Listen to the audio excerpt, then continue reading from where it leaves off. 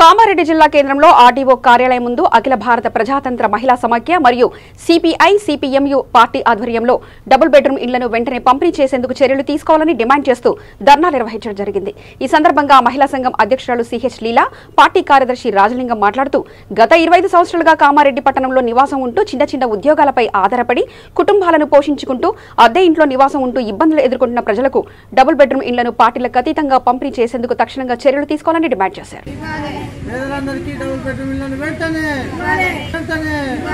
పేదలందరికీ double bedroom ఇళ్లను వెంటనే రిటైర్మెంట్ కాకముందు ఎంక్వైరీ చేసారు। 85 మందికి బీడీ కాలనీ వాళ్ళకు, టౌన్ వాళ్ళకు ఒక 200 మందికి ఎంక్వైరీ చేసి అరువుల జాబితా కూడా తయారు చేశారు। అప్పటి తహసీల్దార్ గారు సంతకాలు కూడా పెట్టారు। కానీ ఫ్లాట్లు ఇచ్చే కాడికల్లా అధికారులు ట్రాన్స్ఫర్ కావడము, వాయిదా వాడడం అప్పటి నుంచి ఇప్పటికీ ఏ ఒక్కరు కూడా వచ్చినాక పేదవాళ్ళకి ఇల్లు ఇస్తామని తెలంగాణ ప్రభుత్వం చెప్పింది। మరి అట్లాగే ఈ తెలంగాణ ప్రభుత్వం వచ్చినాక 5 ఏళ్ళు గడుస్తుంది, ఇప్పుడు 7 ఏళ్ళు కూడా అవుతుంది। మొన్న బీడీ వర్కర్స్ కాలని గంపగోదని ఎమ్మెల్యే వచ్చిండు, మరి ఇంకా ఇగో ఏడాదికి ఇస్తా అని చెప్పిండు। మరి ఏడాది అయింది, మొన్న వచ్చిన కాబట్టి ఇంకా 2 నెలలు అన్నాడు। మరి 2 నెలలు అవుతుంది, ఆయన చెప్పిన మార్గంగా లెక్క పెడితే 3 నెలలు 4 నెలలు అవుతుంది। మరి ఇంకా పేదవాళ్ళకి ఇంటి ఇచ్చిన ఎక్కడ లేదు।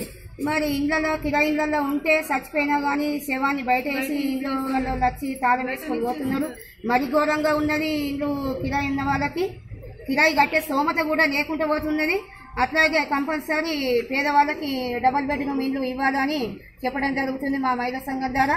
మా మహిళా సంఘం ఎక్కడ అని అంటారు కొంతమంది, అంటే ఎక్కడుందో మేము అప్పటికి ఇల్లు ఇవ్వకపోతే మేము పెద్ద ఎత్తున పోరాటం చేస్తామని చెప్పడం జరుగుతుంది। ఈరోజు కామారెడ్డిలో అఖిల భారత ప్రజాతంత్ర మహిళా సమాఖ్య, మహిళా సంఘం, ఎంసీపీ పార్టీ ఆధ్వర్యంలో ఆర్టీఓ కార్యాలయం ముందు పేదలకు ఎవరైతే సొంత ఇల్లు లేకుండా కిరాయిలలో గత 10-15 సంవత్సరాలుగా పట్టణం మీద ఆధారపడి చిన్న చిన్న పనులు చేసుకుంటూ జీవితాలు వెల్లదీస్తున్న పేద ప్రజలు ఉన్నారో వాళ్ళందరికీ డబుల్ బెడ్రూమ్లు కేటాయించాలని లేదా ఇళ్ల స్థలాలు కేటాయించాలని చెప్పి డిమాండ్ చేస్తూ ధర్నా నిర్వహించడం జరిగింది। ఈ సందర్భంగా ఆర్డీఓ గారికి వినతిపత్రం కూడా సమర్పించడం జరిగింది। ఆర్డీఓ గారు స్పందిస్తూ కలెక్టర్ గారికి రిప్రజెంటేషన్ ఇవ్వడంతో పాటు ఈ సమస్యను అతని దృష్టికి తీసుకెళ్లి సమస్యను పరిష్కారం